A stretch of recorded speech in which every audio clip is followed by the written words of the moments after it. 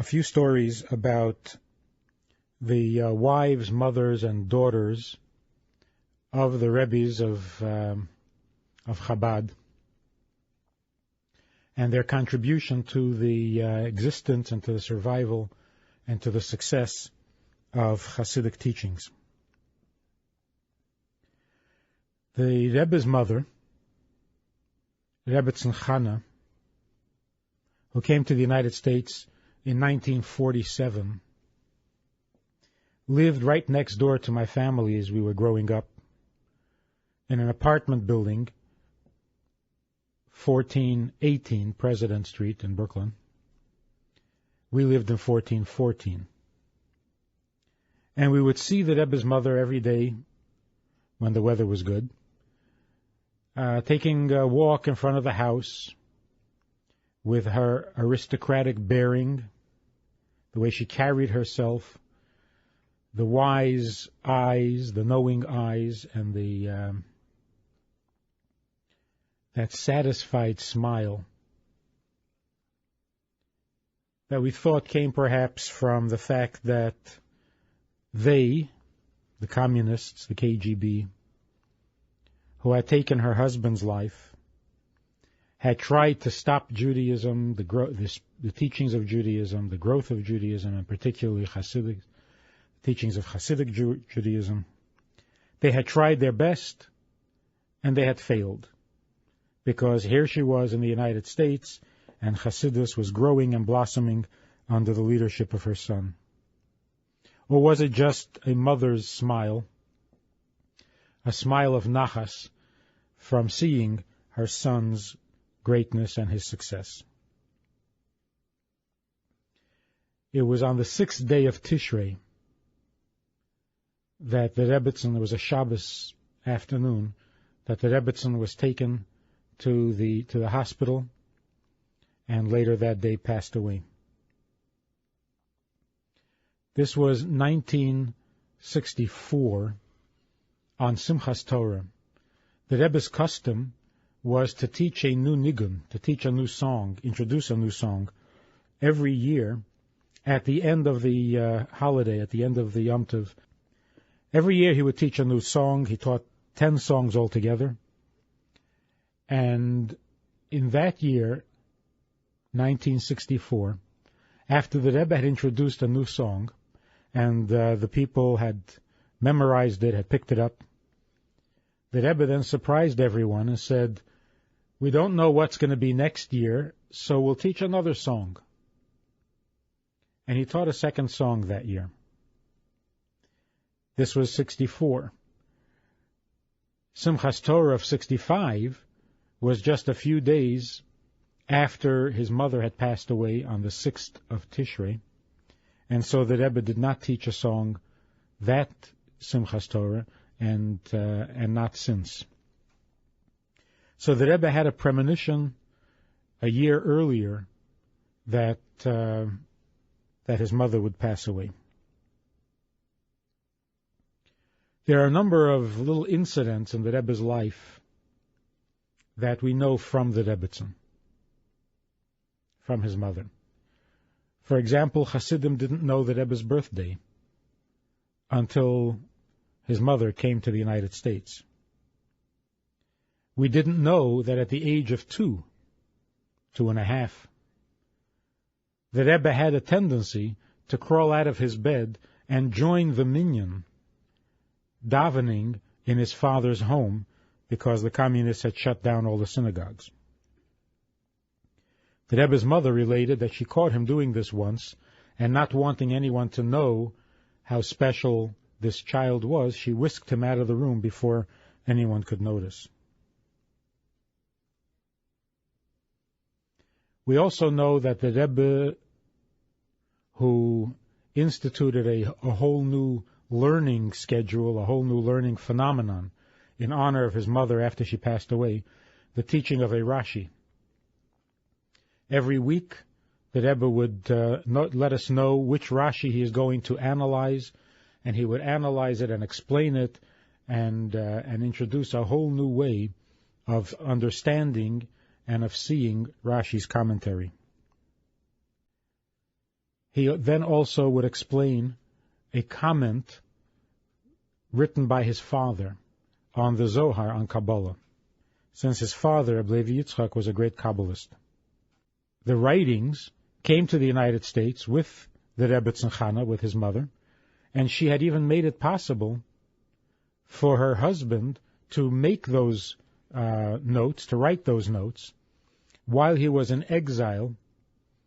She produced the ink, she found the paper, she made it possible for those commentaries to be recorded, and then brought them with her to the United States. On that Shabbos of 1965, we were standing outside. The Rebbe had been notified that his mother, the Rebbetzin Chana, wasn't feeling well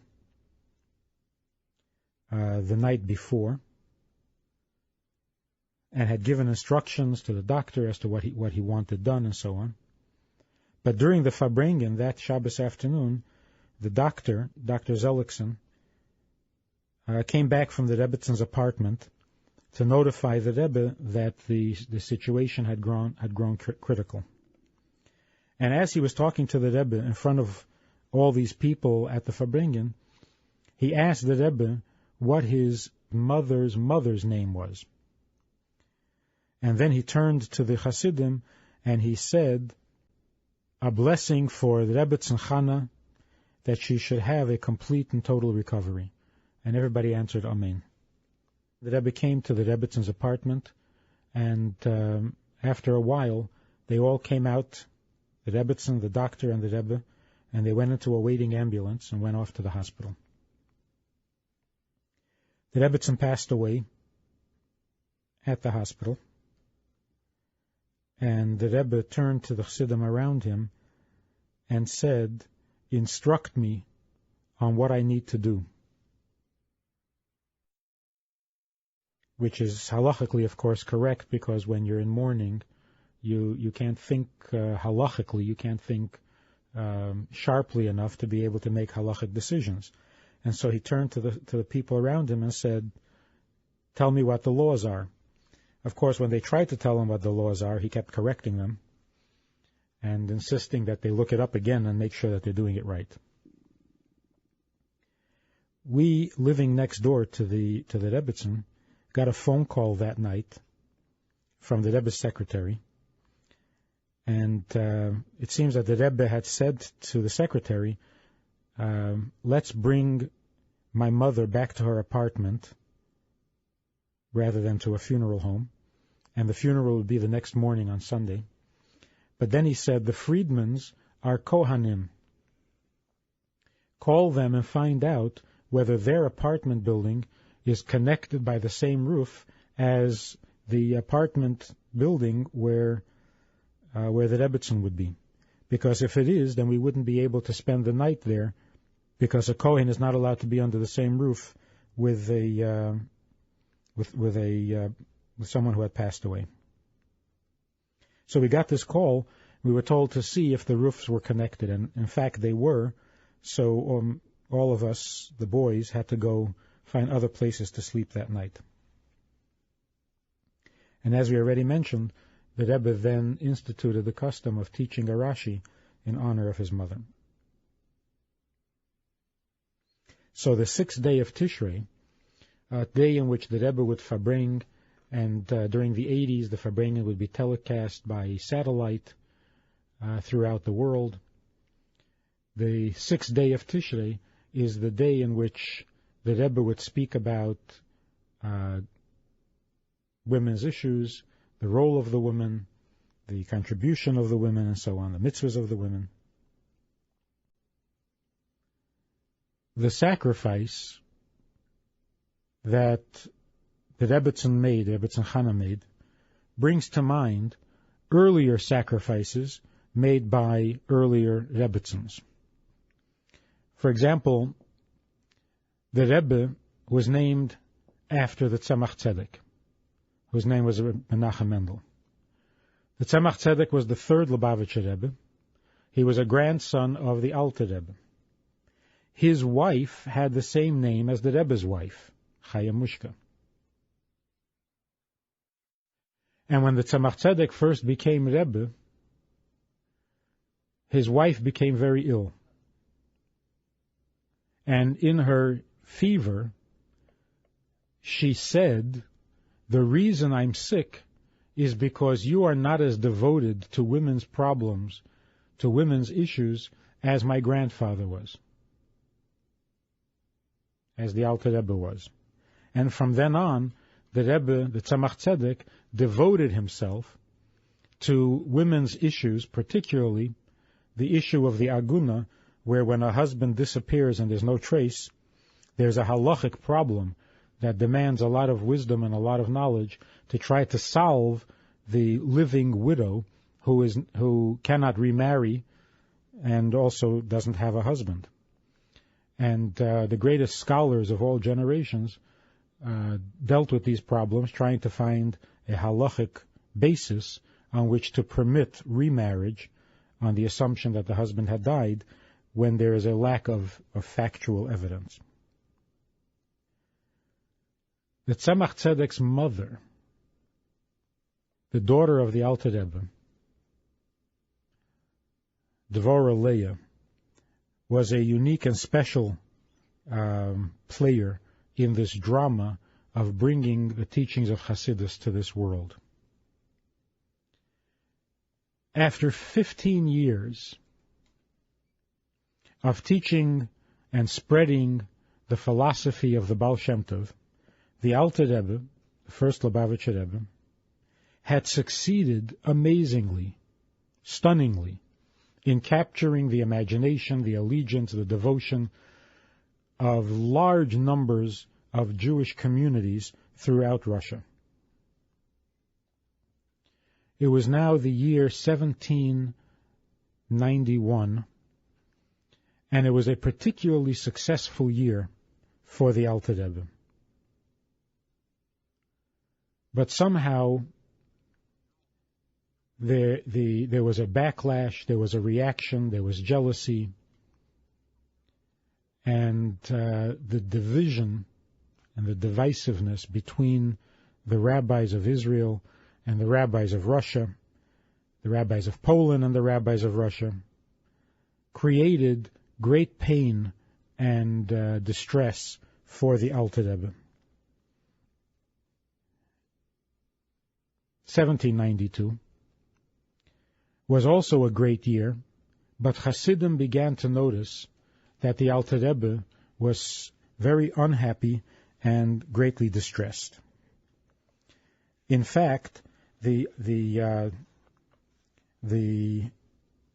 dissension among the rabbis had grown so bad that there was actually slander against the Alter Rebbe, which would eventually lead to his arrest by the Tsar, with accusations such as the Alter Rebbe wanted to be the king of Israel, and that's why he was sending so much money to the Jews of Israel, or that he was supporting the Turks against the Russians who were at war at the time. Other such far-fetched accusations. But it all began in those 2 years, 1791, 1792. In fact, beginning from Rosh Hashanah of the year 1792 until Shavuos of that year, the Alter Rebbe was able to keep the seriousness of the problem pretty much a secret. But then the Alter Rebbe's son and the older Hasidim, those closer to the Rebbe, began to feel his suffering and his pain.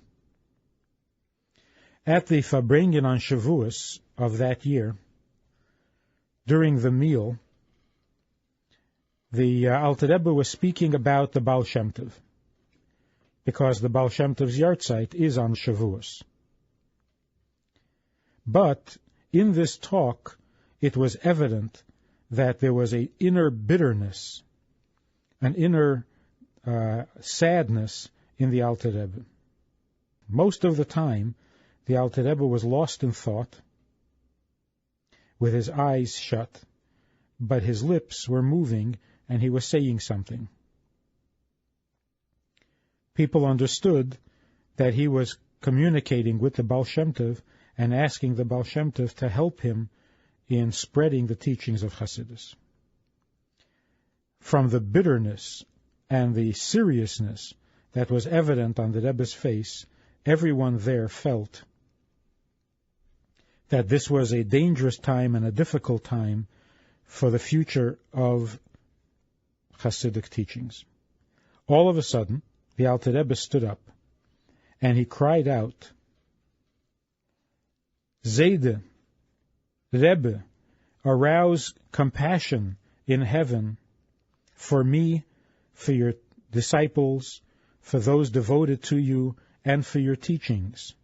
Gewald, Gewald, Father in heaven, have compassion on us. And he fainted. All those who were there at the Farbrengen, including members of the family, the Rebbetzin, the daughters, they all came running, and they called Yoina, the doctor, to see what he could do. Through all this commotion, the Tzemach Tzedek, who was at the time 2.5 years old, came into the room. Seeing his beloved grandfather lying on the floor, he threw himself on the Alter Rebbe, and he started crying, Zayde, Zayde. The Alter Rebbe opened his eyes, and the little boy, this 2-year-old child, stretched his hand out to the Alter Rebbe and said, Come, take my hand, get up. The Rebbe took his little hand, and he said, Ze Yenachamenu. This is our consolation. This little boy is our future. In the month of Elul of the year 1792, the Alter Rebbe had the Tzemach Tzedek's bed brought into his room and devoted himself to the Tzemach Tzedek's education.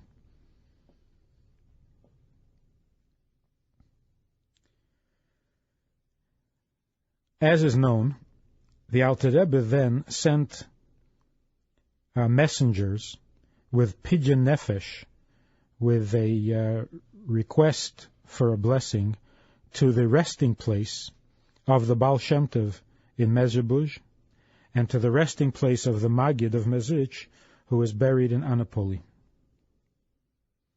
He also made it known to all of his friends, the other disciples and students of the Maggid, that they should all pray for him, and he sent a pidyon, a special pidyon, to the oldest of the disciples, to Reb Nachum of Chernobyl.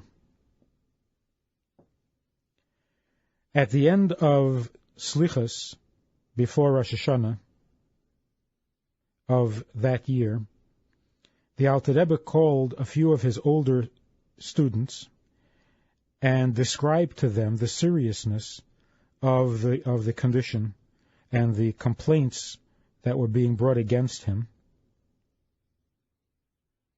and that he has reason to believe that in the coming year, 1793, the accusations and the slander will be moved from slandering the teachings of Hasidus to a personal attack on himself.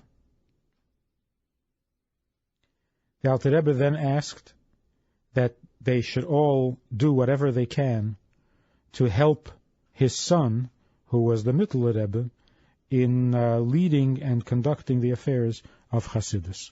The Alter Rebbe was certain that he would not survive that year. Now the Alter Rebbe's daughter, the Rebbetzin Devorah, the mother of the Tzemach Tzedek, heard what her father had said to this select group of students, and in her mind she decided that she was going to replace her father. She would die in his stead. Erev Rosh Hashanah, when the Tzemach Tzedek became 3 years old, the Alter Rebbe arranged for his first haircutting, leaving of the payas, and he gave him a special blessing. That day, after Mincha, the Rebbetzin Devorah came into the small Beis Medrash where the Talmidim, where the disciples were studying, and she found there a few of the very special and older Hasidim saying Tehillim, reading the Psalms. The Rebbetzin Devorah went over to the ark, and she opened the curtain, and she proclaimed, the entire community, you are all my witnesses before the holy scrolls of the Torah. I take upon myself, being sound of mind, with a solemn oath, that I, Devorah, the daughter of Shterna, replace my father, Reb Shneir Zalman, son of Rivka, that he should remain alive. In the years 1791 and 92, with the flowering of Hasidus, jealousy raised its ugly head, as it happened in the times of the temple, the first temple and the second temple, the Beis HaMikdash. And this created a problem not only among people on earth, but also in heaven, where the angels were arguing against the teachings and the spreading of the inner parts of Torah, the teachings of Hasidus. That is why the Alter Rebbe, sensing what was happening in heaven, felt that his time was near and that he would not survive the year. One day, the Alter Rebbe told his daughter, Devorah, the mother of the Tzemach Tzedek, the reason why he named her Devorah. He explained to her all that was going on in the spreading of the teachings, the revelation of the teachings of Hasidus, and the success that it had had, and the jealousy that it had caused, and the distress that he was experiencing, knowing what was going on in heaven. He then told her that he felt that it was possible to continue revealing the teachings of Hasidus even from heaven after he passed away, but this is not the right way that Torah is studied. And he felt terrible. He was crushed by what was happening to the teachings of the Baal Shem Tov. His daughter Devorah said nothing at the time, but after a while she came back to the Alter Rebbe and she said, this is not something we should agree to. We shouldn't just allow this to happen. Understanding how serious the condition was, in fact, the Alter Rebbe had told her that the Baal Shem Tov and the Magid had promised that they would both help him any time that he needed help, and he had seen them recently in a vision, but their faces were overcast, and they looked very sad, and that meant that the future was not looking good. Hearing all of this, the Rebbetzin Devorah was lost in thought for a number of days until she finally came to the firm conclusion that she must replace her father and that she must reveal this or share this with a few of the older Hasidim. She then called into her room 3 older Hasidim, Reb Moshe Meisels, Reb Pinchas Rezes, and Reb Moshe Vilenker. All of them very wise, very strong characters, great scholars and holy men. She demanded of them that they promise to hear everything that she says, to go along with everything that she says and to swear that they will keep it a total secret. These giants of the spirit, who were known for their great minds and calm character, were frightened by what they heard, and they asked for a day of consultation before they make such a promise and before they agree to what she was asking of them. 3 times they met that day. 3 times they discussed what they should do, until they came to the conclusion that what they are seeing in their teacher, in their master, in the Alter Rebbe, how he is spending a lot of time in his room, the seriousness of the Farbrengen, and that it seemed obvious that Devorah knew more than anyone else about what was going on. They finally came to the conclusion that they should unquestioningly agree to whatever it is that she has to say.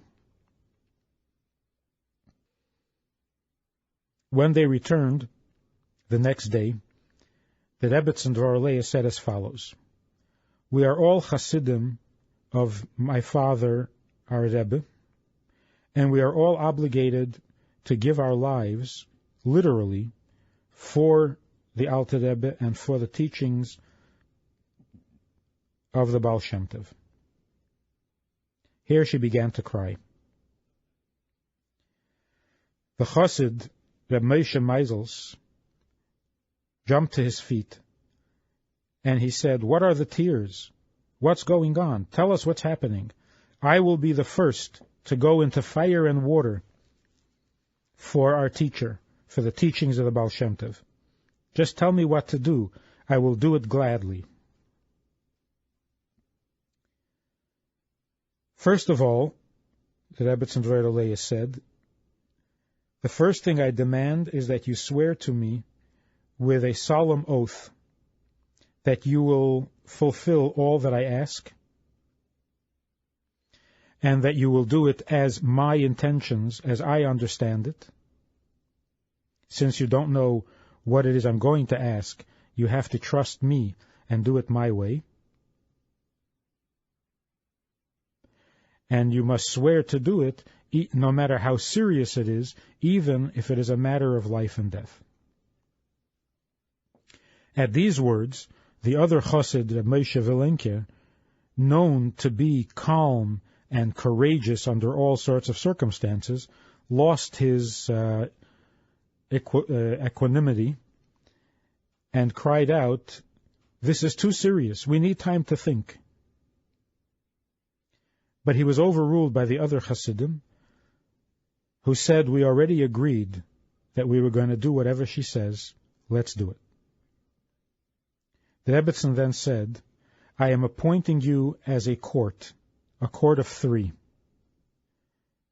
and you accept upon yourself to be a court and to rule according to the laws of Torah on the following matter. The situation as it is today, because of the jealousies and the divisions that have cropped up among the rabbis,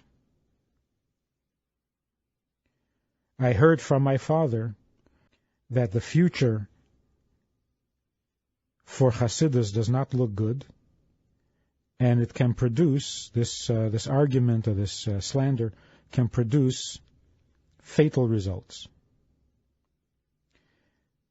My father said that it takes 30 years for a tree to produce its ultimate fruit. The teachings of the Baal Shem Tov and the Maggid are now 30 years old, and they have become a very healthy tree. But this tree is now in danger.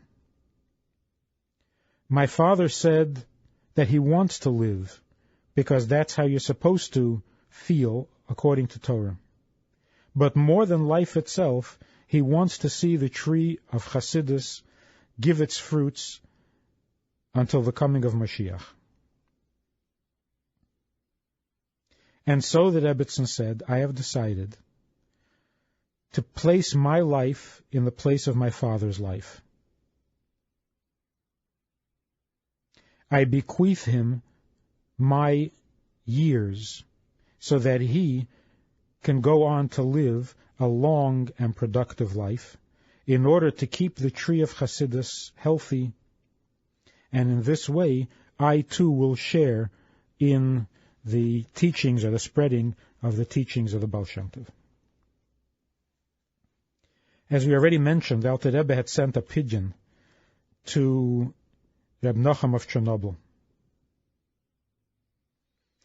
We are told that this was Erev Rosh Hashanah, and the Reb Nachum of Chernobyl was waiting, and Hasidim didn't understand what it was that he was waiting for until he told them, I am waiting for a message to arrive from Lozhne. The Alter Rebbe, on his part, off in the city of Lozhne, told a few of his Hasidim that this Rosh Hashanah we're going to need a lot of help, because Reb Nachum can't help us, and he is the oldest of our group. The first night of Rosh Hashanah after davening, the Alter Rebbe's custom was that he did not speak at all on the first day of Rosh Hashanah. Yet that year he made an exception, and at the end of the davening he asked, where is Devorah? And when he saw her, he began to say, Lishana Tova. And his daughter interrupted him, didn't let him finish, and she said, Lishana Tova tekosei v'seichosei. You should be inscribed and sealed for a good year. Father, don't speak. The next day, on the second day of Rosh Hashanah, the Rebbetzin Devorah became very ill. And after Havdalah, at the end of the day, the Alter Rebbe called his daughter Devorah and her husband, Reb Sholem Shachna, into his room. Reb Sholem Shachna was standing at the wall, leaning on the wall and crying. And he kept saying, but what's going to be with the 3-year-old? And such a child, what's going to be with him? Referring, of course, to the Tzemach Tzedek, who was at the time 3 years old.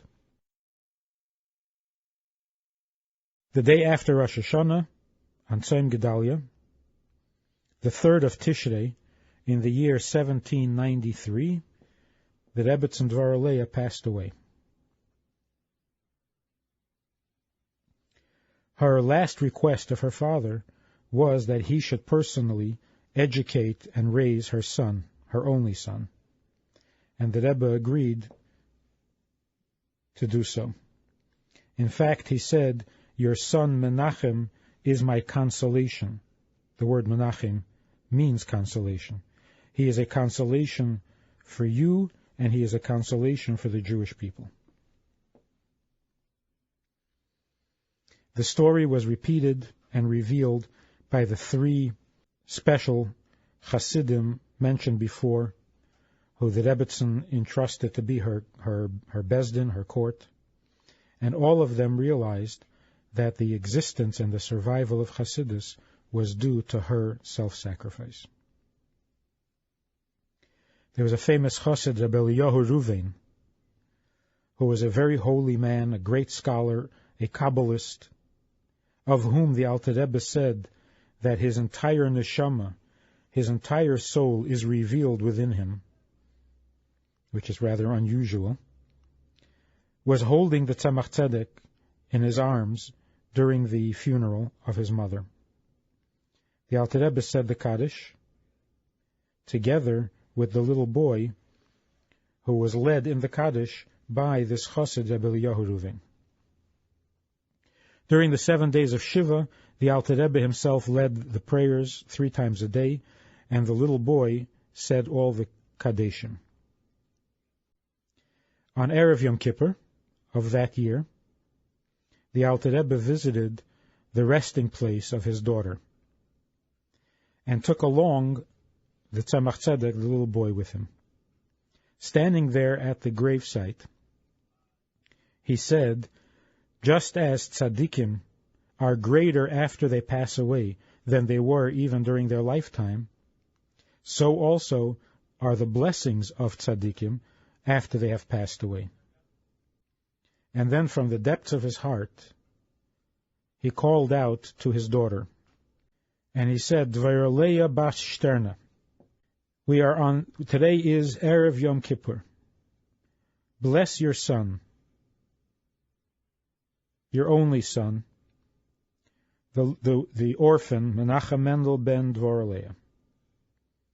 Bless him that he should be great in Torah, in the revealed part of Torah and in the concealed part of Torah, that he should have great success in good deeds, long life, long years.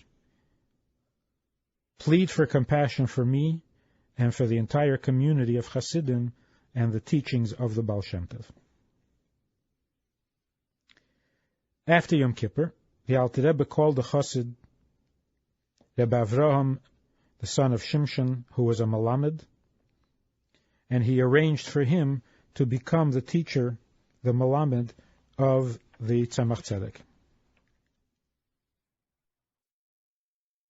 After davening, when the Tzemach Tzedek was first introduced into Cheder, with a very interesting ceremony, he was wrapped in a talis and so on, and he was brought to the Cheder, the Rebbe instructed that they also take the little boy to the cemetery. The Alter Rebbe and the entire family and a large group of Hasidim made their way to the cemetery. When they got there, the Alter Rebbe, together with the Tzemach Tzedek and his father, Reb Shalom Shachna, approached the gravesite of the Rebbetzin Devorah.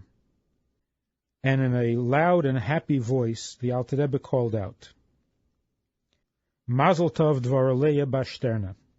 Today I am bringing your son Menachem Mendel, bas Devorah, into Cheder, bringing him to Torah. Bless him now, that just as he is entering into the world of Torah, he should also enter into the chuppah and into the world of good deeds with long and healthy years. The entire assemblage answered Amen.